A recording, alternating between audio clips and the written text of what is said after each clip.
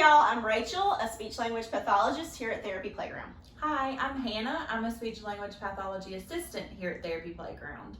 And we're here today to talk about the difference between an SLP and an SLP assistant. So an SLP assistant is considered to be support personnel for the SLP. But what you're going to find is that the requirements to be an SLP assistant are going to be different depending on what state you're in. And a lot of times there are some states that don't even recognize SLP assistants at all. But we have Hannah here today, and she is going to give us all the ins and outs about this. So Hannah, can you first tell us what the requirements are to become an SLP assistant? Sure. In North Carolina, where we are, you have to have an associate degree in speech-language pathology assisting. You must pass a competency exam. You can have a bachelor's degree and become an SLP assistant, but you a lot of times have to take extra classes, and you still have to pass the same competency exam. There are only 2 community colleges in North Carolina that have an associate's degree in speech-language pathology assisting, and those are Fayetteville Technical Community College here in Fayetteville, North Carolina, and Caldwell Community College out in Hudson, North Carolina. Okay, great.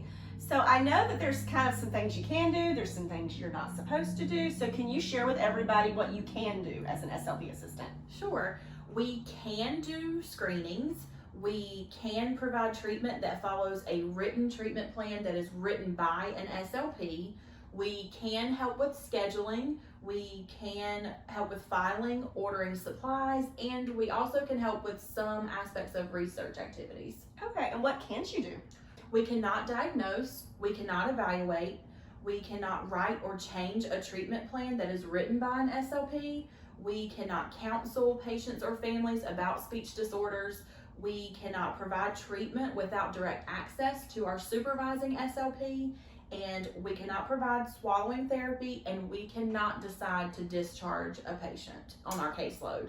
Now, what about insurance companies? Do they all reimburse for an SLP assistant, or are some of them a little different with that? That's actually a great question. TRICARE and Medicare do not reimburse for services provided by an SLP assistant. Okay, so anything else is fair Right. game, and you can treat Right. Private those insurances and Medicaid do reimburse for our services. people. Okay, awesome. Well, thank you for that. And another little tidbit for y'all when it comes to SLPs is that we can only supervise 2 SLP assistants at one time. We cannot do any more than that.